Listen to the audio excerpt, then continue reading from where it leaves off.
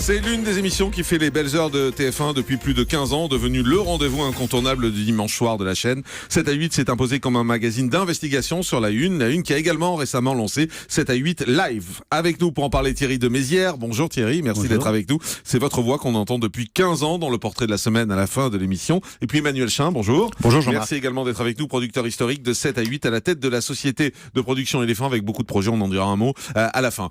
Thierry de Mézières, tout d'abord, ça fait 15 ans que vous faites ces interviews. Vous n'en avez pas marre? Pas du tout. Pas du tout, parce que chaque semaine, ça change.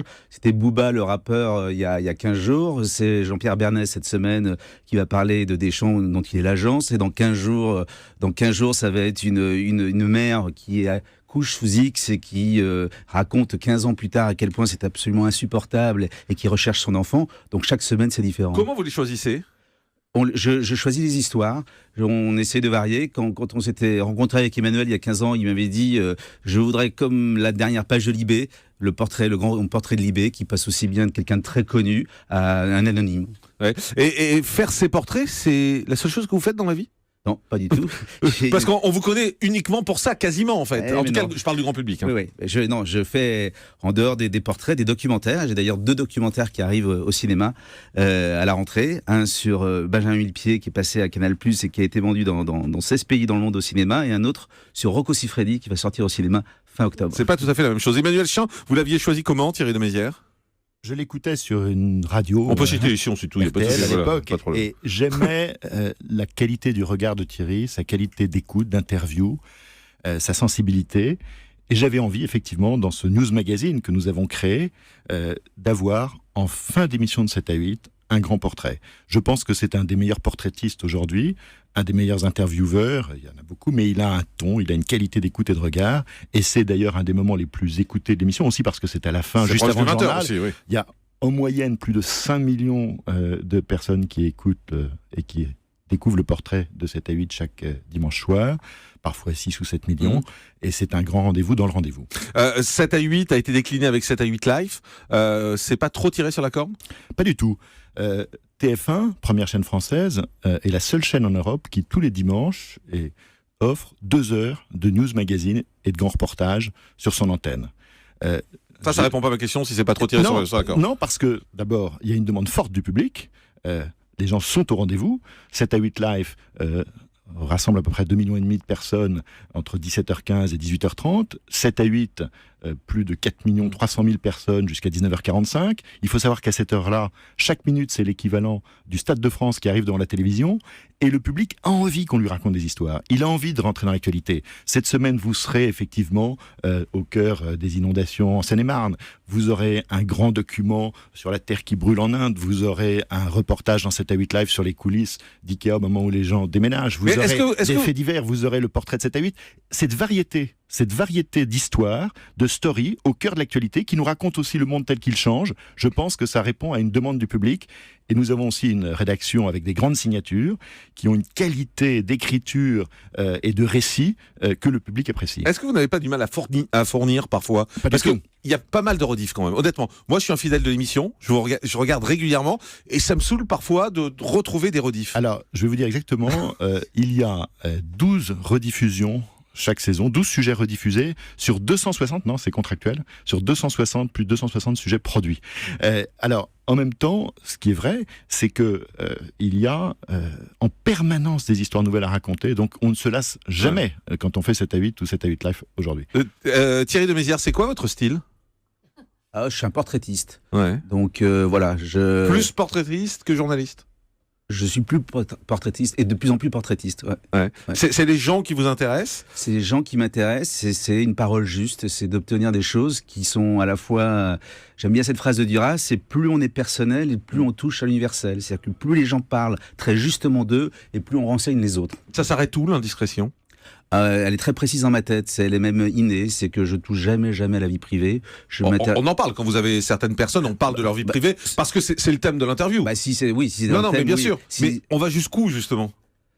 Jusqu'à la pudeur qu'on a tous au fond de soi, quoi. Moi, je crois au respect de la parole au sens premier du terme. Voilà. Et c'est pour ça d'ailleurs que Thierry est un grand intervieweur et qu'il arrive régulièrement dans le portrait de 7 à 8 à avoir des exclusivités et des personnes qu'on a envie d'entendre et qui ne parlent pas ailleurs. Parce qu'elles savent qu'elles seront écoutées, respectées. Vous donnez quoi en échange de l'exclusivité, Thierry de Mézières? L'argent, parfois? Oui, bien sûr. Non, mais c'est une question. On nous l'a posé, mais justement, c'est bien de le dire. Jamais. Ça serait la qualité, moi je dis D'une juste part, la c'est qualité. inconcevable en France. Oui. C'est la qualité. Vous savez, on aime être portraitisé, entre guillemets, par Thierry de Mézières, parce que, et Thierry a beaucoup plus de demandes d'ailleurs. Vous avez des demandes? Il y a des gens qui vous demandent à être interrogés par vous? Qui? C'est-à-dire que j'ai un portrait par semaine et j'ai 50 demandes par semaine. Oui. Qui demande? L'audience étant ce qu'elle est, tous les éditeurs envoient tous leurs livres et tous leurs auteurs, par exemple. Mais est-ce qu'il y a des personnalités qui demandent à être interrogées par vous? Est-ce qu'il y a des personnalités qui demandent à être interrogées par moi? Ça arrive parfois. Enfin, vous savez, on a un seul mot d'ordre, c'est Emmanuel Chin qui vient à son secours. Non, mais pas du tout. Mais qu'est-ce qui va intéresser le public? Quelle est la part de vérité qu'on a envie d'entendre? J'ai réfléchi ce soir-là. Je demanderai après. 7 à 8 live, ça continue l'année prochaine. Bien sûr. Avec Harry Roselmack. Bien sûr. C'est vrai qu'il a essayé de partir? Pas du tout. Ah, mais vraiment pas du tout. La rumeur a beaucoup circulé, comme quoi il voulait partir sur M6. Comme quoi il y a parfois des fausses rumeurs. Donc il n'a jamais été question que Harry Roselmack parte sur M6. Jamais. Très bien. Harry est très heureux sur 7 à 8 et il incarne magnifiquement ce magazine. Vous allez produire beaucoup d'autres émissions. À la rentrée, on va dire un mot.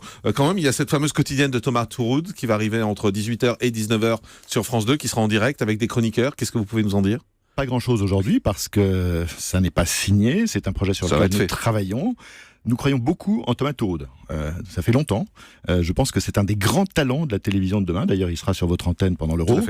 C'est un garçon qui a beaucoup de talent, qui est extrêmement sympathique, qui a une qualité de journaliste, de bon sens, de proximité, de chaleur. Mais l'émission, ce sera quoi? Eh bien, vous verrez. Non, mais ce sera quoi? Ce sera des chroniqueurs? Non. Ce sera des chroniqueurs qui seront autour d'une table et qui vont commenter l'actualité en direct? Non. Ça sera. Il y a une vraie promesse, mais il est trop tôt pour en parler. Non, mais juste un mot. Un mot sur la promesse. Jean-Marc, je sais que vous êtes très très bon. J'ai pour principe de ne jamais parler des projets en développement. Mais c'est signé. Cette règle. C'est signé, vous êtes sûr que ça va arriver? Presque. 18h, 19h, à la rentrée, ce sera en direct. Nous faisons un nouveau pilote aujourd'hui, nous travaillons, voilà. Vous allez vous retrouver ça fait 3 mois qu'on y travaille. Vous allez vous retrouver face à Arthur qui sera en direct également en face. 2 émissions en direct, 2 talk-shows en direct face à face, ça vous dérange pas? Différent, ça sera différent. Je pense qu'il y a besoin d'un renouvellement de l'offre. On sent qu'aujourd'hui, dans ces cases de fin d'après-midi, ça bouge beaucoup. Voilà, nous travaillons et nous préparons quelque chose qui sera, je pense, de qualité. Ça vous inquiète pas que Thomas Touroud, quand il était sur Canal, n'ait pas fait d'audience? Il faisait 50 000, 60 000 téléspectateurs. Alors pour moi, ça n'a rien à voir. C'était pas lié à lui, c'était lié au programme? C'était d'abord, la chaîne était une chaîne cryptée. Oui, mais bon. Oui, mais enfin, c'était voilà. Et moi, je suis convaincu que Thomas est un des grands talents de la télévision de demain. Si vous voulez, je sens ça. Ça fait 20 ans que je fais ce métier. Et pourquoi ça marchait pas sur Canal? J'ai plutôt bien senti, quand on a pris Michel Simès pour faire les pouvoirs du corps humain, etc. Pourquoi ça marchait pas sur Canal? Écoutez, peut-être que c'était un programme qui était un peu trop... C'est à chier, d'accord. Non, pas du tout. Non, mais un peu trop spé, si vous voulez. Peut-être un peu trop branché. Trop bobo. Peut-être pas assez populaire. Trop bobo. Populaire dans le bon sens du terme. Moi, j'aime le populaire de qualité. Un mot encore, justement. Et d'ailleurs, Thomas a ces qualités-là. Populaire de qualité, vous allez également produire En attendant le 20h, quotidienne sur TF1, présentée par Nikos. Alors ça, je ne sais pas d'où vient cette information, vous me l'apprenez. Non, vous savez. Nous travaillons sur un projet, effectivement, mais là, voilà, ça n'est qu'un projet pour l'instant. C'est un projet. Pourtant, ce sera en juillet sur l'antenne de TF1. Donc vous avez. Alors là, vous me l'apprenez, Jean-Marc. Non, vraiment, il y a eu un test. Il y a eu un pilote. Ça n'est pas décidé encore, ça va peut-être l'être dans les jours qui viennent. Emmanuel Chin, vous savez qu'il y a un pilote qui a été fait avec Nikos, qui a été montré à la direction de TF1. La direction a trouvé ça bien et a dit on va le tester pendant 15 jours ou 3 semaines en juillet. On va peut-être le tester, mais ça n'est pas décidé à ce jour. C'est quoi cette émission? Ça n'est pas décidé à ce jour. Non, d'accord. J'ai pour principe de... Vous savez, je parle des projets quand ils sont à l'antenne, pas avant. D'accord, donc c'est une émission People, en fait, avec Nikos, et c'est une émission qui va proposer des reportages sur les People. Pas du tout. Pas du tout. Pas du tout. Ça parle pas du tout de People. Pas du tout. Ça parle de quoi? Il y aura un peu de People, mais il y aura pas. C'est pas une émission People. De toute façon, je sais que vous êtes très bon pour essayer de tirer les vers du nez de vos invités, mais je ne parle pas des projets qui sont en cours de développement. Voilà. D'accord. Mais il sera temps d'en parler. Vous me réinviterez si jamais l'émission voit le jour. Elle va voir le jour et ce sera en juillet. On prend le pari? On l'espère. À tout de suite sur Europe.